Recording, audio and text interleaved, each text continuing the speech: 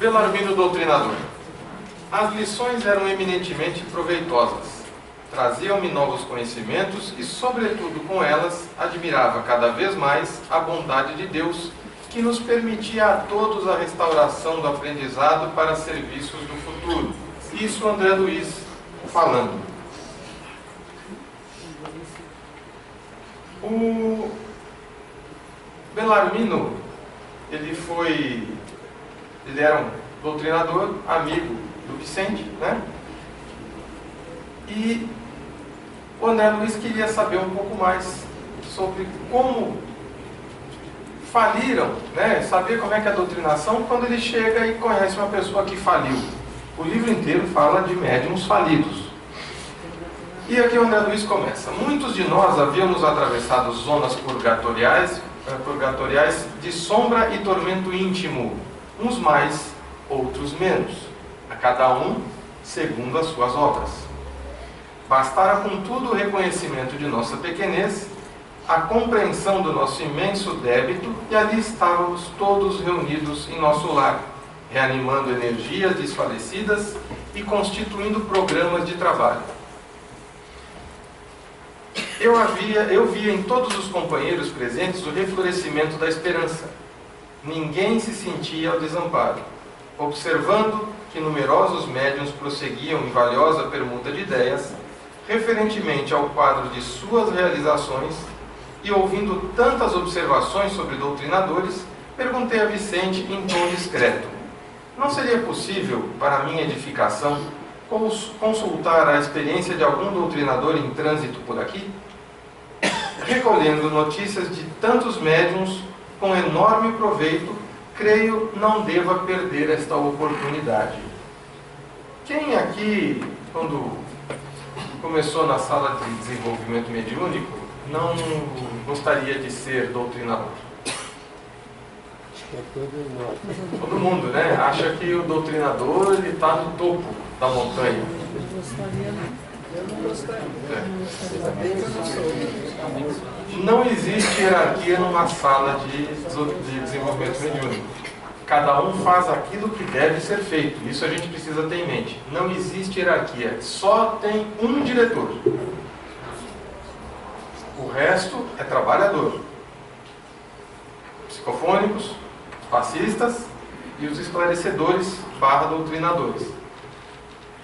Trabalho é trabalho. Não existe hierarquia. Eu gosto de repetir bem isso aí e gosto, no meu sentir, de sempre repetir: o trabalho mais importante de um centro espírita é o trabalho de passes, porque sem os passes a gente não faz mais nada, e graças aos passes é que a gente consegue reconstituir um pouco das nossas energias depois do trabalho de desenvolvimento mediúnico.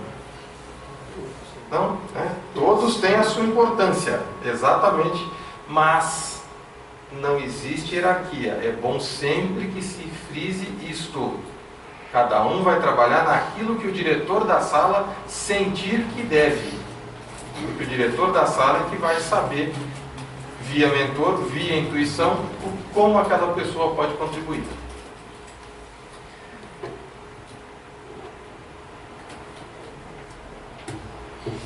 Procuremos Belarmino Ferreira. É meu amigo há alguns meses.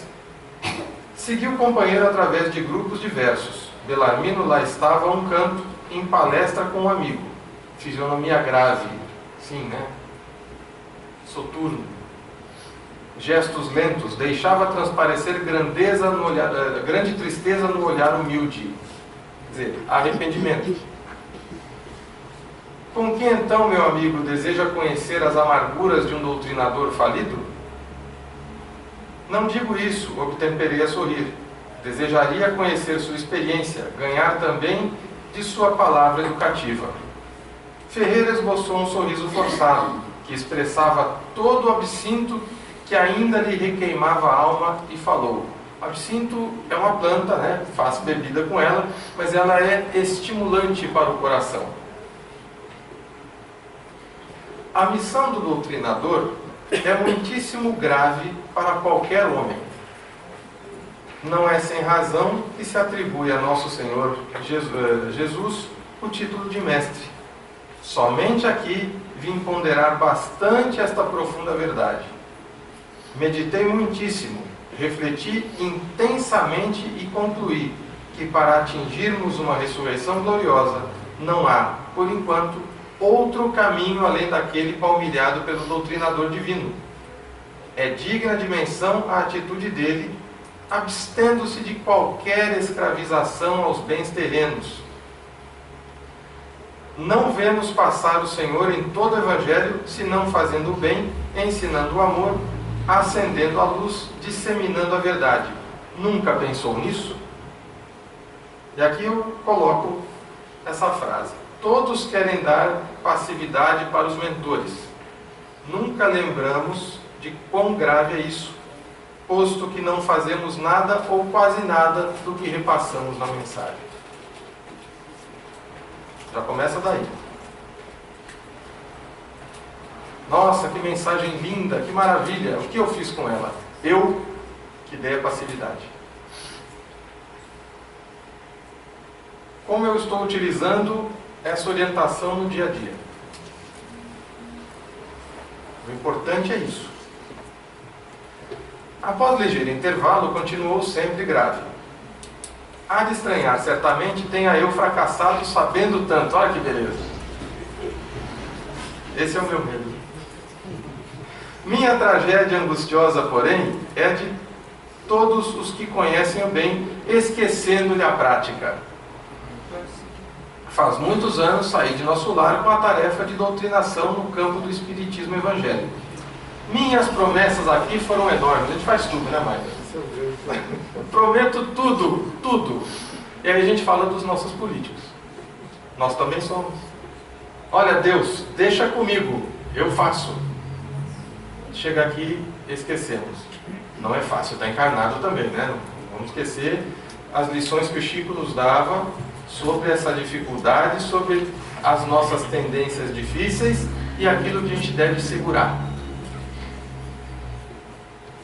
Minha abnegada Elisa dispôs-se a acompanhar-me no serviço laborioso.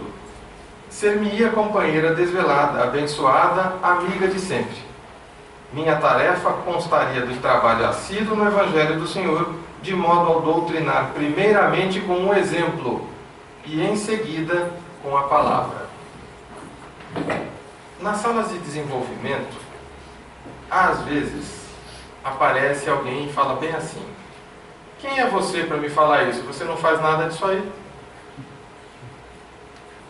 Você fez isso, isso, isso, e agora quer falar isso para mim? Como é que eles sabem que eu fiz isso, isso, isso, se o médium sequer, né, pode me conhecer direito? Porque eu ando com nuvens de testemunhas. Não era isso que Paulo falava para nós? Aí uma delas apareceu aqui. Para quê? Para ele ser esclarecido? Não. Para vir chamar minha atenção. E aí eu vou chamar de obsessor? Ah, mas ele é um espírito mau. E eu sou o quê? Eu estou aqui por quê? Eu vim ensinar todo mundo, né? Por isso que eu estou aqui falando. É lógico que não.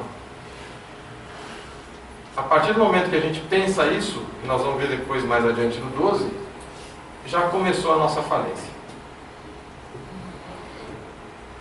Não obstante meu passado culposo, candidatei-me ao serviço com endosso do ministro Gideão, que não vacilou em auxiliar-me. Deveria desempenhar atividades concernentes ao meu resgate pessoal, atenção para isso, e atender a tarefa honrosa.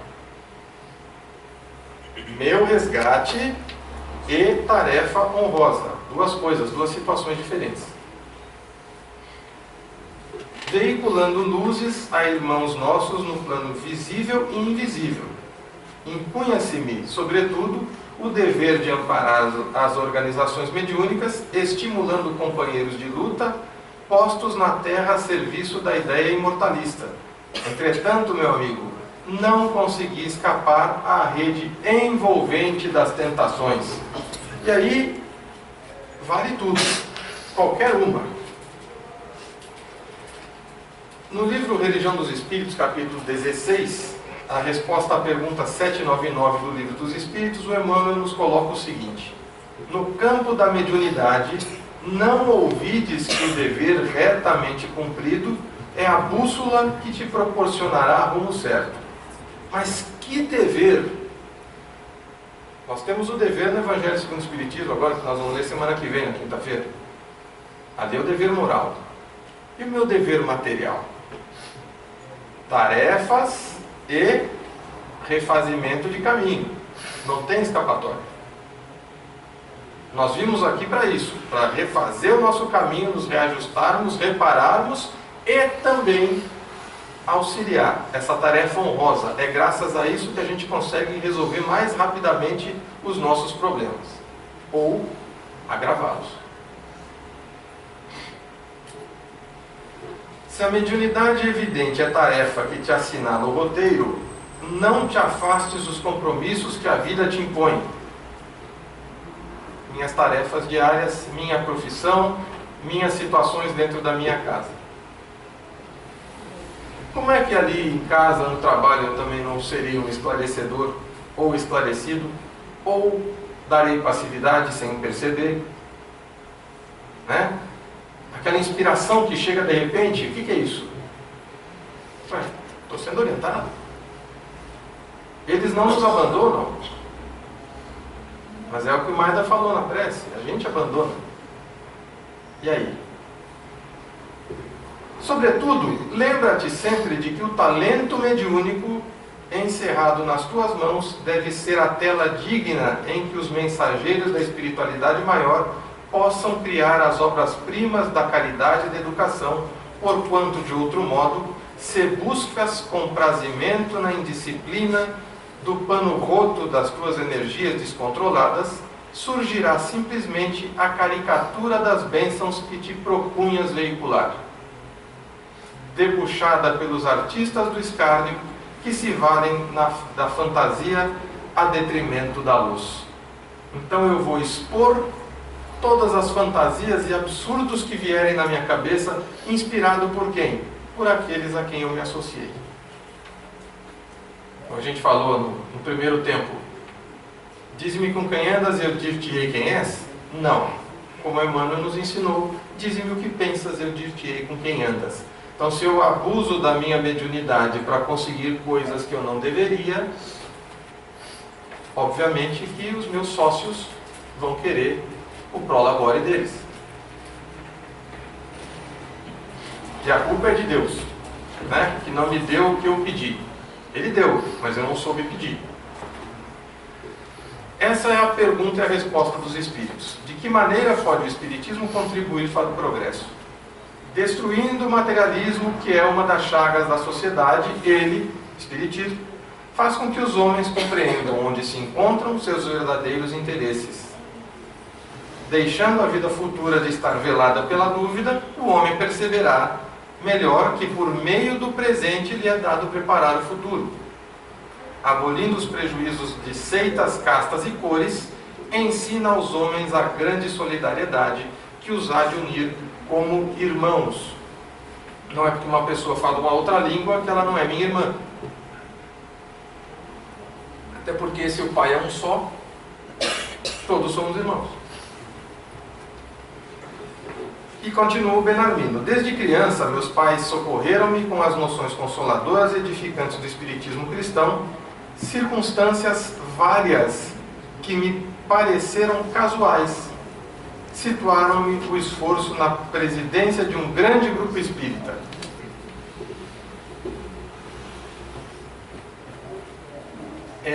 Quando eu estava no exército, eu aprendi que é mais fácil a gente obedecer do que mandar. Quando eu passei a mandar, eu percebi isso. É fácil ser presidente de um centro espírita? Administrar egos nunca é fácil. Ah, mas eu só sou um trabalhador, eu não tenho ego. Não?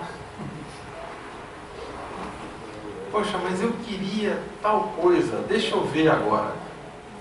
Todos nós, nós não somos o senhor Spock ainda. Ele sim não tem ego, né? Um vulcano. Nós ainda somos seres humanos aqui e temos o nosso ego. A gente controla, mas ainda temos. É só alguém chacoalhar alguma coisinha que a gente corre lá, esquecendo-se exatamente disso aqui. Todos, sem exceção, todos. Alguns se controlam mais que outros, alguns já compreenderam a lição. E aí ficam olhando para nós assim, deixa eu ver se eu ajudo para ver se acorda como eu acordei. O que Jesus faz conosco. Vamos ver se agora eles acordam. É por aí. E aí acontecem as grandes catástrofes para que a gente se una. Lei da destruição. Está no livro dos Espíritos. Os serviços eram promissores, as atividades nobres e construtivas, mas enchime de exigências, levado pelo excessivo apego à posição de comando do barco doutrinário. 8 médiuns, extremamente dedicados ao esforço evangélico, ofereciam-me colaboração ativa. Contudo, procurei colocar acima de tudo o preceito científico das provas insofismáveis.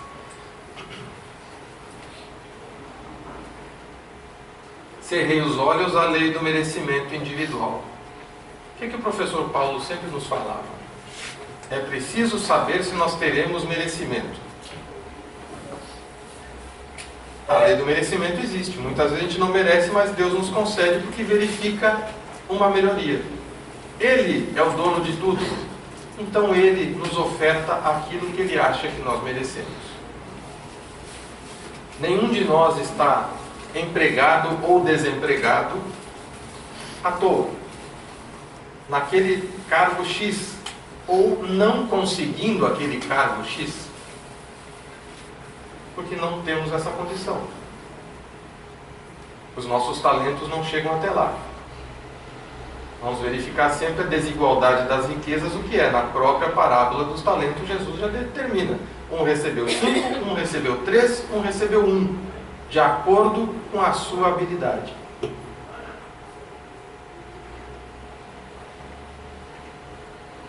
Cerrei os olhos à lei do merecimento individual, ouvidei os imperativos do esforço próprio e, envaidecido com os meus conhecimentos do assunto, comecei por atrair amigos de mentalidade inferior ao nosso círculo, tão somente em virtude da falsa posição que usufruíam na cultura filosófica e na pesquisa científica.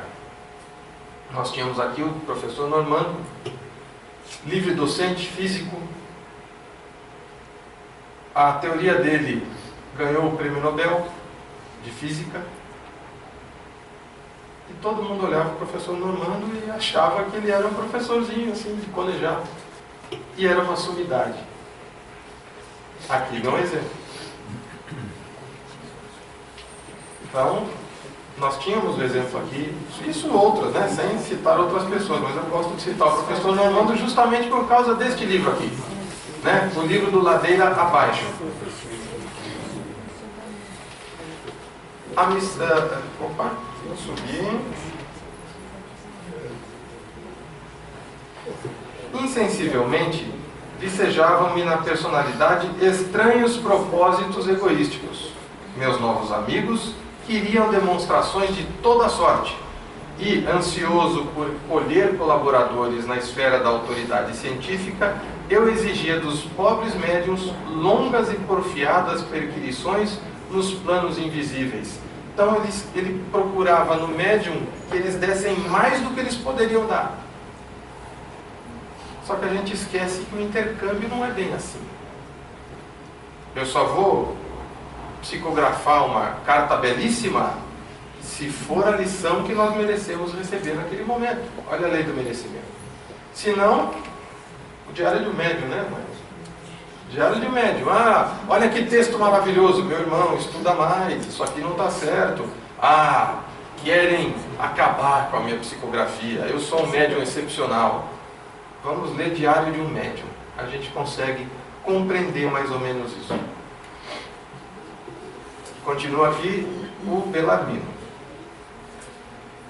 O resultado era sempre negativo, porque cada homem receberá agora e no futuro de acordo com as próprias obras.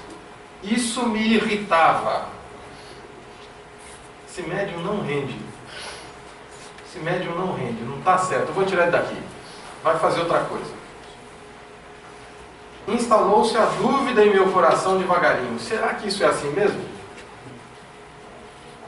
Será que eu não estou sendo enganado? será que eu não comecei a colocar isso na minha cabeça? Se o médium não está rendendo, será que é assim mesmo? Por que o Espírito não fala por ele? Essas são as nossas dúvidas. Quando elas surgem? Quando as nossas dificuldades aumentam. Ah, mas eu quero tanto uma coisa e não consigo. Eu trabalho, eu me dedico. E daí?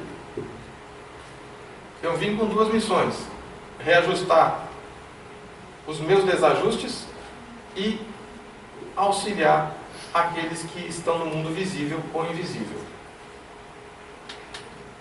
As coisas que eu não consigo é porque estão nos meus desajustes. Então, por mais que me doa, por mais que eu precise daquela realização, eu não terei. Não é meu merecimento. Mas isso não quer dizer que eu deva sair do centro porque não está dando nada certo. Talvez comece a dar. Agora não. Se a vida é uma só, por que eu penso só nessa? E as outras que ficaram para trás? E as que ainda vão vir? Nós somos espíritos imortais. Só Deus é eterno. Ele não teve começo e não terá fim. Nós tivemos um começo e não teremos um fim. Essa é uma diferença básica. E a nossa evolução não tem fim. Mas a gente precisa ter isso na cabeça. Ah, mas eu não consigo. Não é para conseguir. Eu não sei amanhã como é que vai ser. E se amanhã for para eu conseguir? Paciência. Por mais que nos doa. A gente pode até ficar um pouquinho nervoso. Vou me revoltar. Com quem? Com Deus? Não. Com a situação que eu coloquei para mim. Tá bom. Passa aquele tempo, a gente tenta de novo. Paciência. Perdi a serenidade do outro tempo. Comecei a ver nos médiuns que se retraíam aos meus caprichos, companheiros de má vontade e má fé. Prosseguiam nossas reuniões, mas da dúvida passei a descrença destruidora. Isto aqui não dá certo. Pronto, vou embora. Vou procurar um centro mais forte. Ou vou trocar de religião, porque é a religião que vai resolver minha vida. A religião me orienta moralmente. Ponto final.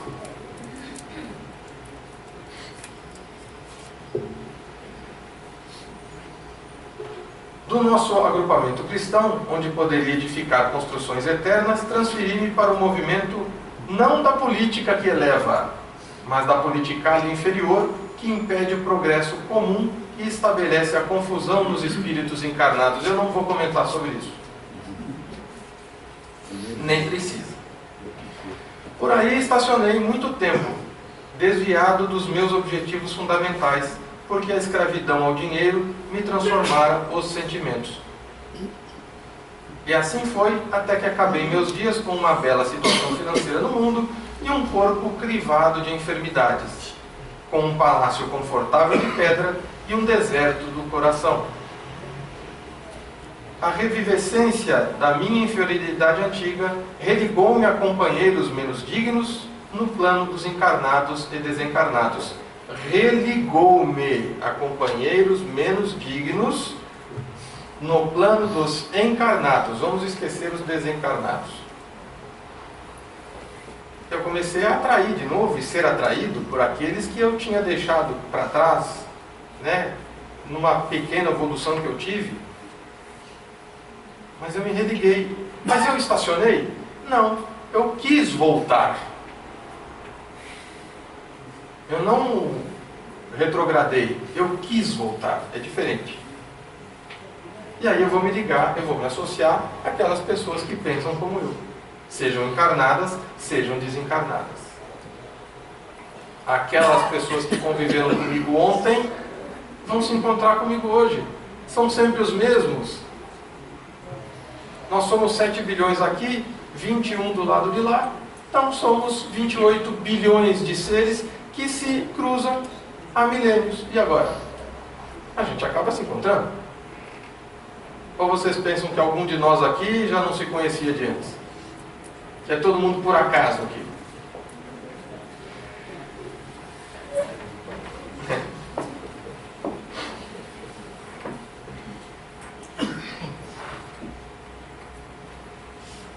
E o resto, meu amigo poderá avaliar. Tormentos, remorsos, expiações. Mecanismos da mediunidade, capítulo 24. Obsessão. Pensamento e obsessão. O estudo da obsessão conjugada à mediunidade, se realizado em maior amplitude, abrangeria o exame de quase toda a humanidade terrestre. Claro que ele tira os espíritos que já evoluíram. Expressamos ao conceito a face do pensamento que age e reage, carreando para o emissor da ideia todas as fecundações felizes ou infelizes que arremessa de si próprio, a determinar para cada criatura os estados psíquicos que variam segundo os tipos de emoção e conduta a que se afeiçoe. Eu emiti um pensamento, meu pensamento tem forma, tem cheiro, tem cor, e ele vai à busca daqueles que vão receber este pensamento, encarnados ou desencarnados. Por isso que Jesus sempre falava, orai e vigiai. Aquele que fez tal coisa com o pensamento já fez. Mas sempre tem uma forma de nós voltarmos e aquele pensamento ser apagado do ambiente. Mas no momento que a gente emite o pensamento, alguém vai receber. É rádio.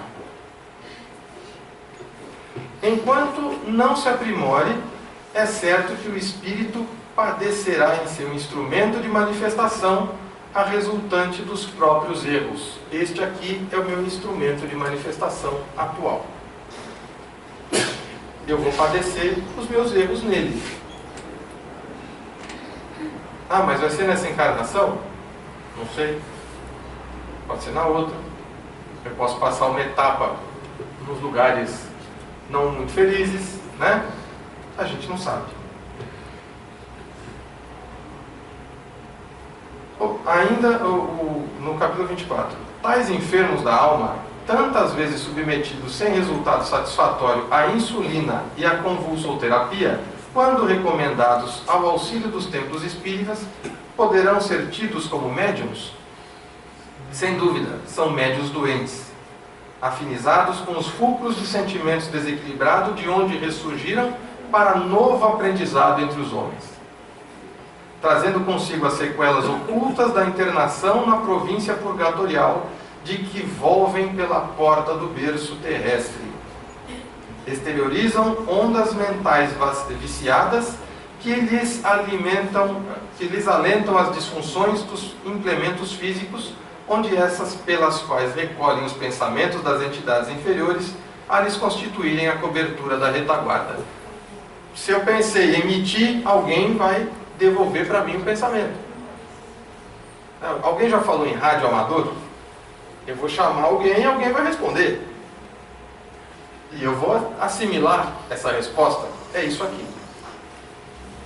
Se eu procurar alguém para falar coisas legais, eu vou receber coisas legais. Se eu procurar alguém para falar coisas que não deveria, eu vou receber coisas que eu não deveria.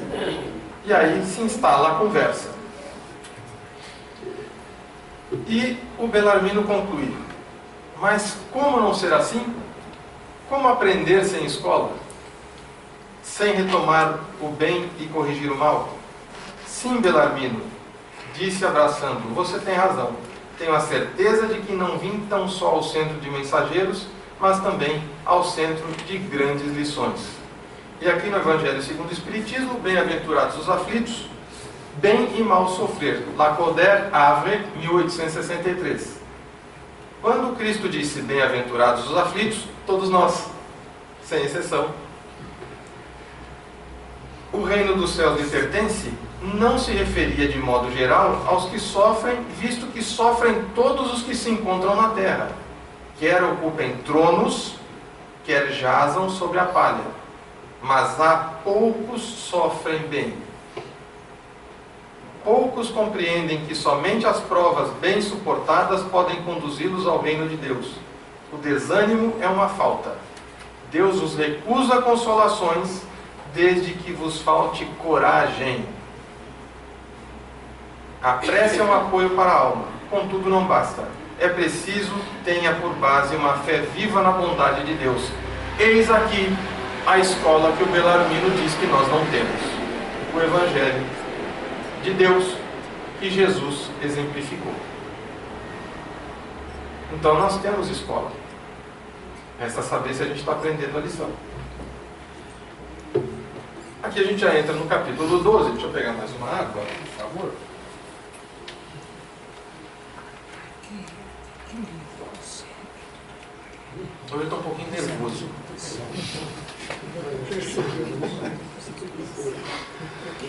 A palavra de Monteiro. Os ensinamentos aqui são variados. Foram o amigo de Belarmino quem tomava a palavra. Então ele já entrou ali na conversa. Mostrando agradável maneira de dizer, continuou. Há 3 anos sucessivos, venho diariamente ao centro de mensageiros e as lições são sempre novas. Tenho a impressão de que as bênçãos do Espiritismo chegaram prematuramente ao caminho dos homens. Se minha confiança no Pai fosse menos segura, admitiria essa conclusão. O Espiritismo chegou na hora que tinha que chegar. Nós é que precisamos saber em que momento nos situamos. Se eu quero aprender, se eu quero compreender, se eu entendo que eu preciso frequentar o centro para me melhorar, que eu preciso trabalhar, desde que chamado para tal, para que eu possa auxiliar aqueles irmãos desencarnados e ao mesmo tempo a mim mesmo. Eu preciso ter isso em mente. A gente começa um tratamento no centro, recebe alta, 1 ano depois eu estou acabado, eu volto. Não deu nada certo na minha vida. Mas eu continuei. Nós estamos em tratamento diário, todos nós. Até os que receberam alta e principalmente os que receberam alta. Porque nós não vimos a Terra para a colônia de férias. O professor Paulo gostava de falar estância de águas, né? Por que nós estamos aqui? Para reajustarmos com a lei de Deus, repararmos o mal que nós fizemos para os companheiros de jornada, são sempre os mesmos, e auxiliarmos os irmãos desencarnados no centro espírita, porque ali a gente também vai encontrar gente que nós prejudicamos. Mas hoje eu não estou bem para trabalhar. Hoje eu quero receber passe. Eu não estou bem ou eu não quero? Não, eu não estou bem. Fala com o diretor da sala. Que tal trabalhar? Enquanto eu trabalho, eu recebo passe. Enquanto eu trabalho, eu recebo energia. Ah, não, mas eu não estou bem. O diretor da sala vai dizer, não está bem, então sente ali e receba seu passe. Existem dias que nós não estamos bem mesmo. E aquele dia não vai adiantar trabalhar. Quem vai dizer isso é o diretor da sala. A gente até pode conversar com ele. Nós vamos ver mais adiante aqui como é que funciona. Belarmino, que observava atento os gestos do amigo, interveio explicando. O nosso Monteiro tem grande experiência no assunto. Sim, confirmou ele. Experiência não me falta. Também andei às tontas nas semeaduras terrestres. Como sabem, é muito difícil escapar à influência do meio quando em luta na carne. E é. São tantas e tamanhas as exigências dos sentidos em relação com o mundo externo que não escapei igualmente a doloroso desastre. Mas como? Indaguei interessado em consolidar conhecimentos.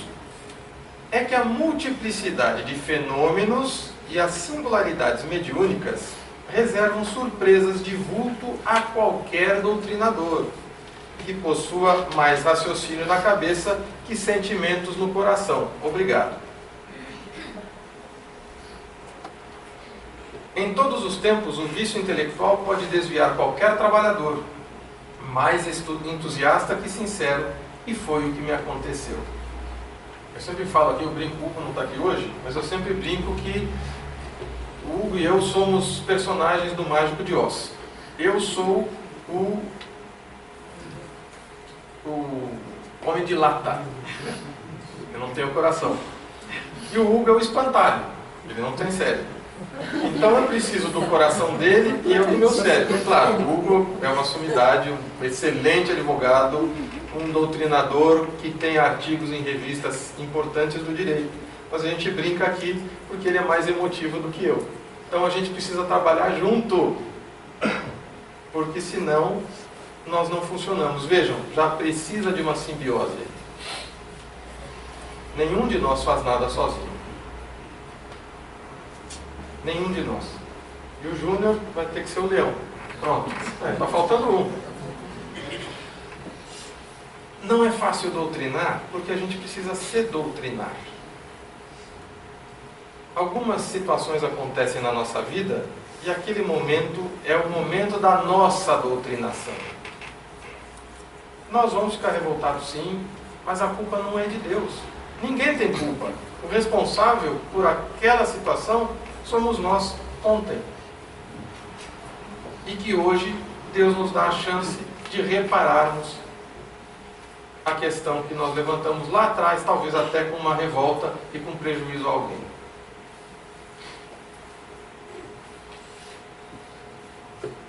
Conduta Espírita, capítulo 9, na sociedade.